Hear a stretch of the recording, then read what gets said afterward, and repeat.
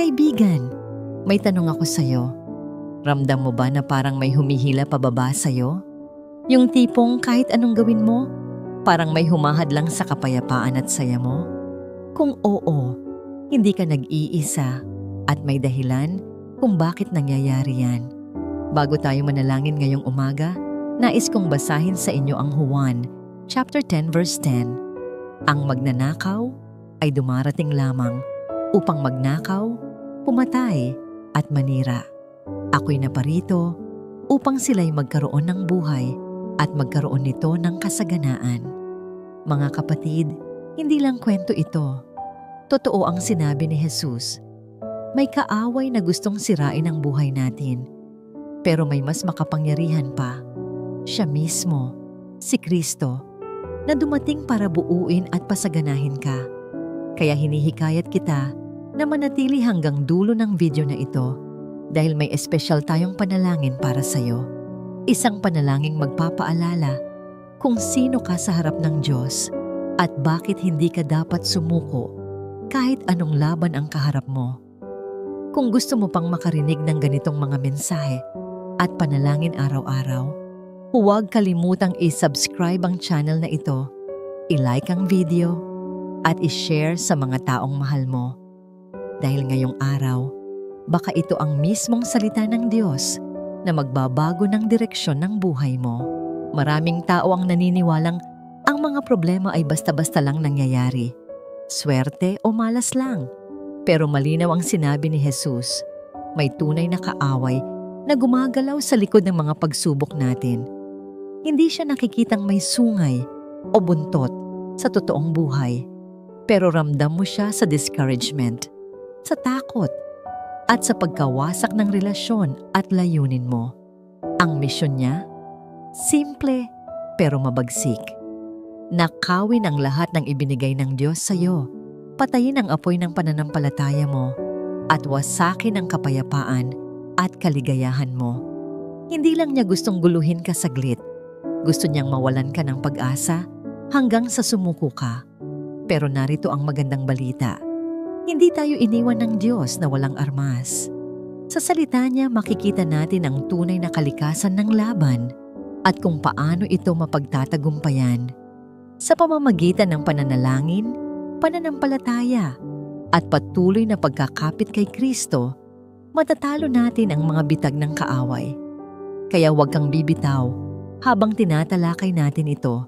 Dahil sa dulo ng video na ito, may panalangin tayong magbibigay ng lakas at proteksyon sa'yo laban sa lahat ng gawa ng dyablo. Tandaan, ang laban ay totoo, pero mas totoo ang tagumpay na nasa atin kay Kristo. Alam mo ba kung kailan madalas umatake ang kaaway? Hindi kapag nasa rurok ka ng tagumpay, kundi kapag pagod na pagod ka, sugatan, o nawawalan ng gana sa buhay. Madalas, nagsimula ka naman ng puno ng apoy para sa Diyos, masigasig sa pananalangin, sabik sa kanyang salita. Pero dumating ang pagsubok na hindi mo inaasahan, betrayal mula sa pinagkakatiwalaan mo, pagkawala ng mahal sa buhay, o panalangin tila walang sagot. Unti-unting nawawala ang dati mong sigla. Ang dating pananampalatayang buhay na buhay, ngayon ay parang malayo at mahina. At minsan, napapaisip ka, Lord, andito ka pa ba? Pero tandaan mo, hindi sukatan ng presensya ng Diyos ang emosyon natin. Minsan, kahit hindi natin siya maramdaman, siya'y kumikilos pa rin. At kung sa oras ng kahinaan ay lalapit ka pa rin sa Kanya, makikita mo na doon mismo sa pinakamadilim na sandali, siya ang liwanag na magpapatuloy sa'yo. Kaya kaibigan, huwag kang lalayo sa Diyos sa oras ng kahinaan. Mas lalo kang lumapit dahil ang kaaway gusto kang ilayo. Pero si Kristo gusto kang yakapin at buuin muli. At iyon ang pag-uusapan natin sa susunod na bahagi. Sa bawat unos ng buhay, may dalawang direksyon kang pwedeng tahakin. Lalapit ka ba kay Jesus o lalayo ka sa Kanya? Ang sakit at hirap na nararanasan mo ngayon ay parang crossroads. Pipiliin mo bang magtiwala o magtampo sa Diyos? Kung pipiliin mong lumapit, ang bawat luha ay magiging binhi ng mas malalim na pananampalataya.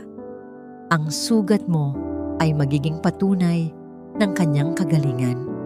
Pero kung pipiliin mong lumayo, unti-unti kang lulubog sa kapaitan, galit at kawalan ng pag-asa. Alam ng kaaway ang moment na pinakamahina ka. Sinusundan niya ang patterns ng buhay mo.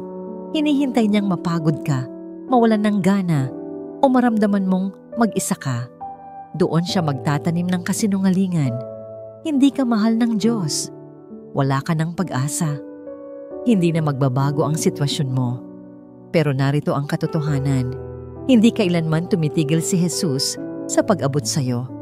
Sa tuwing tatakbo ka papalapit sa Kanya, sisimulan niyang ayusin ang pusong basag at buhay na sugatan. Kaya kahit gaano kabigat ang pagsubok, tandaan, hindi ito ang katapusan mo. Ito ay simula ng mas matatag na relasyon mo sa Diyos. Kaibigan, si Jesus ay hindi dumating para lang makatawid ka sa buhay. Dumating siya para maranasan mo ang ganap na kagalakan, kapayapaan, at layunin. Sa Juan, chapter 10 verse 10, malinaw ang kanyang sinabi, "Ako'y naparito upang sila'y magkaroon ng buhay at magkaroon nito ng kasaganaan." Kahit anong gawin ng kaaway para basagin ka, mas makapangyarihan ang Diyos para buuin ka ulit. Sabi sa Isaiah chapter 40 verse 31, ang umaasa sa Panginoon ay magpapanibago ng lakas. Hindi ito nakabatay sa tao o sitwasyon, kundi sa Diyos mismo.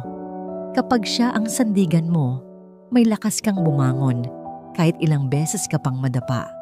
Kapag sinasabi ng mundo, sumuko ka na, maririnig mo ang tinig niya na nagsasabing, "Tuloy lang, anak." At ito ang ayaw makita ng kaaway, ang isang mananampalatayang bumabangon muli sa pananampalataya. Maraming iniisip na ang paghihintay sa Diyos ay walang ginagawa, pero ito ay aktibong pagtitiwala, patuloy na pananalangin at paghawak sa Kanyang salita kahit walang malinaw na sagot. Kapag naghihintay ka sa Panginoon, parang may anchor ka sa gitna ng bagyo. Hindi ibig sabihin na wala ang unos, pero may matibay kang pinanghahawakan. Sabi sa Roma chapter 8 verse 31, kung ang Diyos ay kakampi natin, sino ang laban sa atin? At sa Roma chapter 8 verse 37, higit pa tayong mga mananagumpay sa pamamagitan niya na umibig sa atin. Hindi rin tayo binigyan ng espiritu ng takot, kundi ng kapangyarihan at pag-ibig. Ikalawang Timoteo, chapter 1 verse 7. Kaya kahit hindi pa dumarating ang breakthrough, maaari ka nang mamuhay ng may kapayapaan. Dahil alam mo, hindi ang sitwasyon ang magdidikta ng kapalaran mo.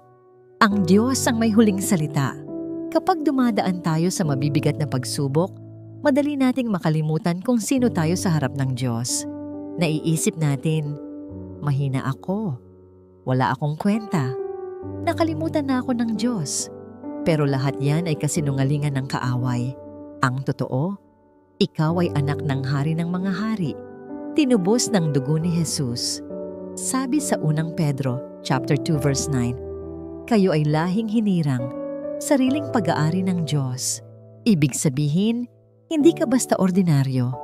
May layunin at halaga ka sa Kanya.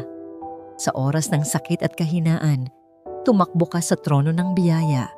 Hindi natatakot ang Diyos sa tanong mo o pagkadapa mo. Sa halip, inaanyayahan ka niyang bumalik at sumandal sa Kanya. Kapag alam mo kung sino ka, hindi ka basta matitinag. Dahil kahit anong sabihin ng mundo, may tinig na nagsasabing, anak kita at mahal kita magpakailanman. Kung pakiramdam mo ngayon ay iniwan ka ng lahat, tandaan, hindi ka kailanman iniwan ng Diyos. Sabi sa Hebreo chapter 13 verse 5, hindi kita iiwan ni pababayaan man. Ano man ang pinagdadaanan mo, huwag mong hayaan na takpan ng takot at pangamba ang pananampalataya mo. May bagong simula at tagumpay na inihanda para sa iyo. Bawat sugat at luha ay gagamitin ng Diyos bilang patotoo ng Kanyang kabutihan. Hindi ka biktima, hindi ka talunan, at lalong hindi ka nakalimutan. Ikaw ay higit pa sa mananagumpay dahil kay Kristo. Ngayong araw, hayaan mong itaas muli ng Diyos ang ulo mo. Isuko mo sa Kanya ang lahat ng bigat at hayaan mong punuin niya ang puso mo ng pag-asa at lakas para magpatuloy. Panginoong Hesus, salamat sa pag-ibig mong walang hanggan. Salamat sa pangakong dumating ka upang bigyan kami ng masaganang buhay. Inaamin ko na may kaaway na gustong nakawin ang kagalakan ko, patayin ang pag-asa ko, at wasakin ang pananampalataya ko. Pero sa pangalan ni Jesus, tinatanggihan ko ang kasinungalingan niya. Panginoon, basbasan mo ang isip at puso ko. Kahit madapa ako, salamat dahil nahuhulog ako sa iyong mga bisig. Punuin mo ako ng kagalakang galing sa iyo na hindi matitinag ng kahit anong pagsubok. Protektahan mo ang pamilya ko at gamitin mo ang buhay ko bilang pagpapala sa iba. Turuan mo akong magtiwala sa iyo higit sa lahat. Ikaw ang aking matibay na tore, aking kanlungan, at aking hari. Sa iyo ang lahat ng papuri, sa pangalan ni Jesus. Amen.